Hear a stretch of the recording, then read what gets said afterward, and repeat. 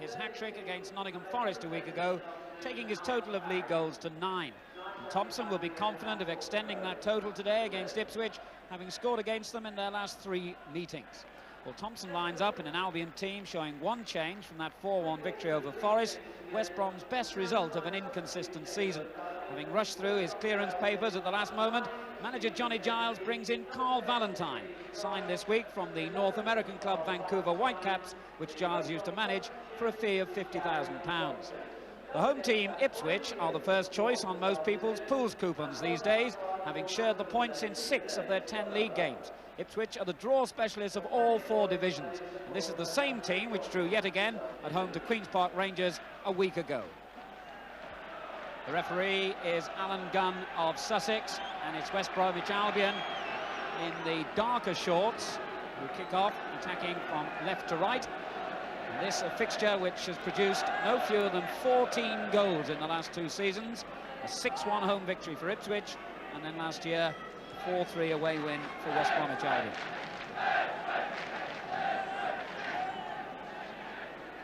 Very, very windy conditions.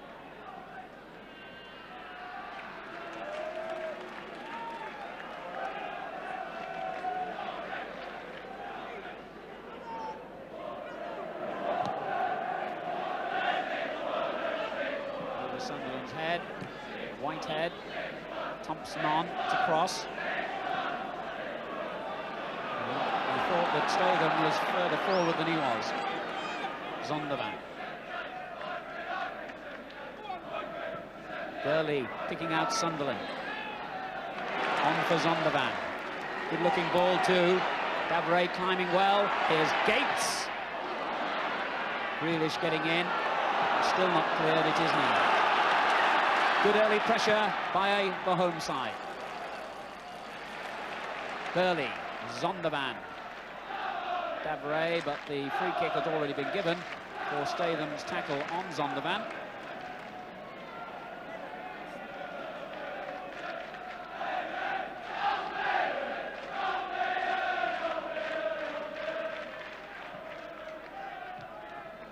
The clearance by Robertson.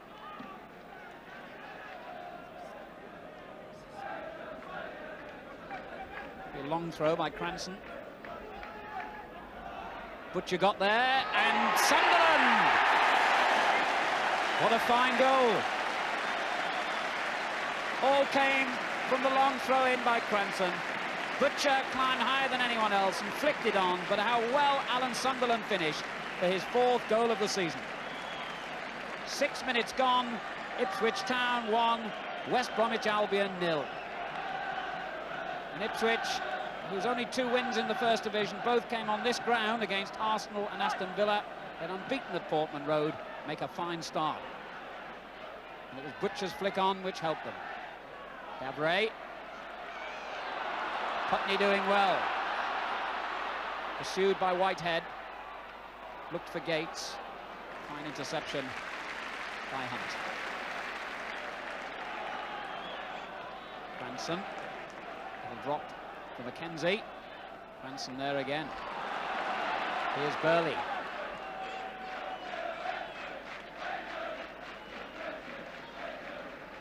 Robertson with time. Hunt. Valentine. Whitehead overlapping. Further forward is Cross. Whitehead. But a bad ball. Well, when you've got players as big as Terry Butcher, it's always a problem for defenders. And when Cranston aimed for Butcher's head, then Butcher was able to climb so high that the dropping ball fell invitingly for Sunderland to force it in between goalkeeper and post. Gates. Putney. Osman likes the shot. Why not? When you can hit the ball as sweetly as that. Russell Osman galloping up the space that was left for him by the retreating West Brom defence. And what a fine right foot shot, not that far wide of target. Cross. Did well, Valentine. Whitehead. Fine ball for Thompson. Cranston covering. Here's Valentine. Good little ball in the middle too, and it was so close. Cross's header. Well, Carl Valentine, who hasn't played English League football for 4.5 years, relishing the opening then to take on a defender and clip a fine ball over, and Cross's diving header just wide of target. Statham. Both sides playing some neat football. Robertson's gone on the overlap. Here's Cross. Now Robertson. Statham. Grealish. Hunt.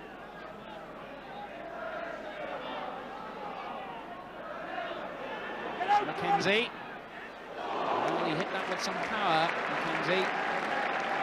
Steve Mackenzie, a man whose spectacular shooting early on in his still short career earned him a reputation, showing them that he can still really pack a punch, really, with that shot.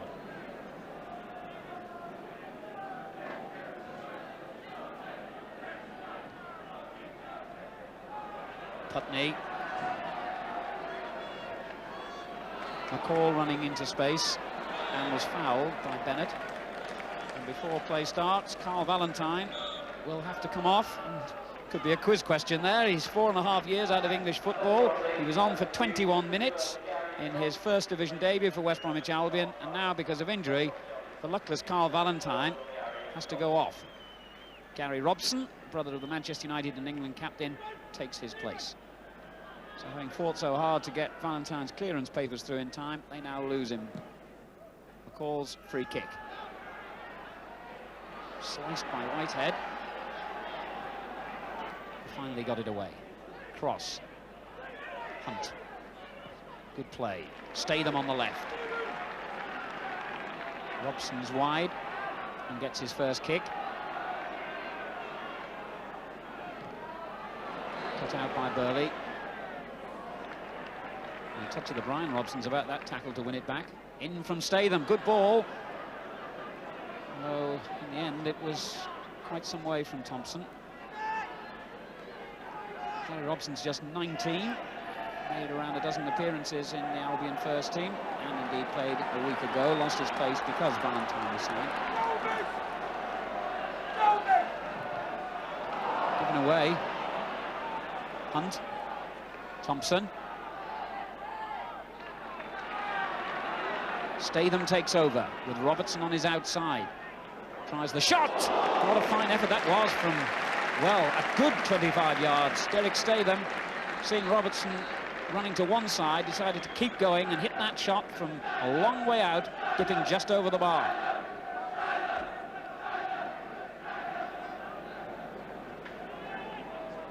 Cranston. Interception by Hunt. Grealish finding Statham. Into Mackenzie. Clear by Cranston. Quite a chase on here. Bennett winning it under pressure from Davray. Statham. Robertson.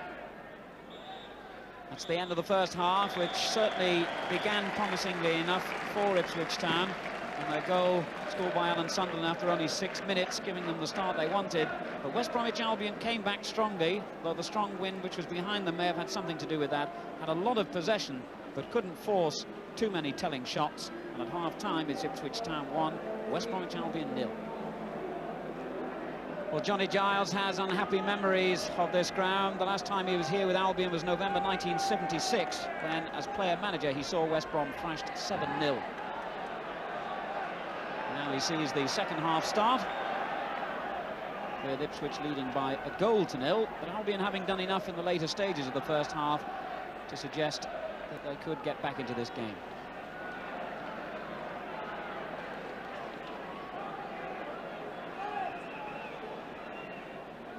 An early free kick. McCall takes it. Putney on the left. Gates. Ray couldn't control it. Thompson all the way back to defend. Robson pursued by Butcher. He must be twice as big as him, and brushed him aside. Cross. Whitehead. Cross. On to Thompson. Terrible ball by Whitehead. He took his eyes off it and gave it straight to Eric Gates. And unfortunately for Albion, Sunderland never really in control of that ball. A total misunderstanding as Mackenzie managed to bisect the two defenders. Turned forward by Gates.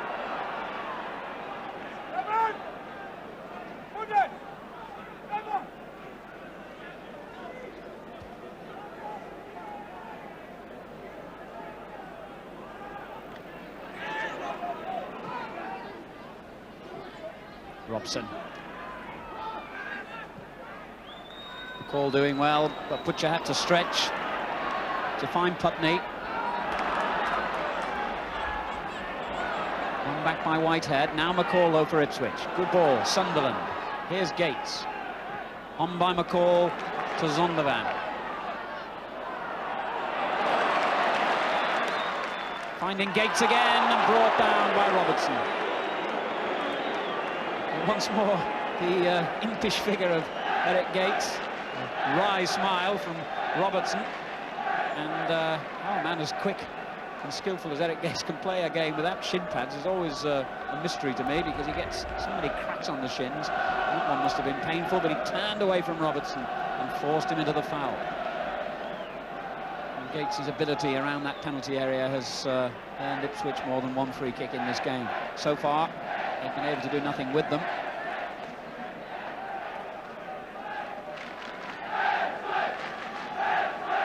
Gates himself tries and succeeds via a defender. I think it was Robertson, ironically, and Ipswich make it 2-0. 53 minutes gone, and Eric Gates, in all senses, deserves credit for that goal. He won the free kick because of the foul by Robertson, and then, as he took it himself, I think it was Robertson's shin, it went off, but how well he drove that shot anyway, deflected into the corner. Ipswich 2, West Brom 0, and just as they score, Ipswich make a substitution. Putney comes off, and Kevin O'Callaghan, who is now officially on the transfer list, comes on. So Eric Gates' 9th goal of the season, giving Ipswich a 2-0 lead. And although Robertson broke from that defensive wall, I think you'll see from behind the goal that the ball went in cleanly, didn't touch him. Godden well beaten. Ipswich 2, West Bromwich Albion 0.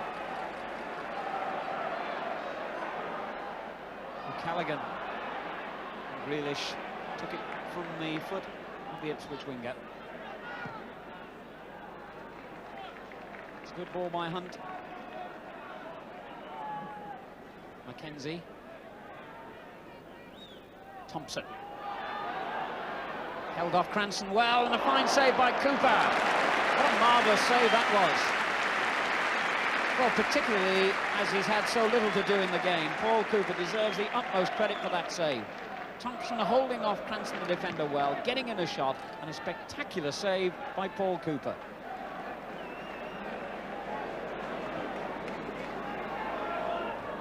Clearance by Robertson, straight to McCall. Now Zondervan. This is Burley. Switch with a lot of men forward here, and a lovely little ball. Zondervan to Burley, to Gates. Davray was on the far side. Whitehead read it. Zondervan again, a nice little ball. Gates doing well here. Fine clearance, but it drops for O'Callaghan, and saved with his feet by Godden. Well, O'Callaghan must have thought he'd celebrated his impact on this match with a goal then. The shot looked to be heading for the corner of the net, and Godden saved with his feet. Butcher. On towards Davray, headed down for Gates. It was a good effort. So the Davray-Gates combination working well again. Here's Butcher and McCall and Sunderland again. Good play by Ipswich in the dying moments. Gates. Robertson doing well. Whitehead. Butcher's well forward and well beaten. Grealish. And once again, Albion showing their tendency to slow play down. They're certainly adept at keeping possession, but sometimes you think that they would be more effective if they could break more quickly. Thompson.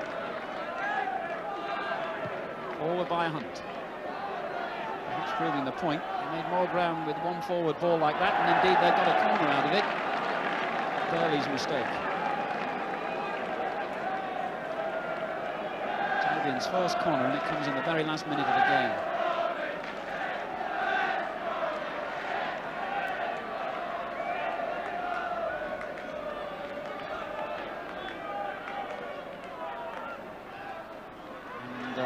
Straight back to Grealish. Finally, O'Callaghan got it clear. Here's Whitehead. Thompson flung himself at that as it was flicked on. I think might have been offside, indeed he was.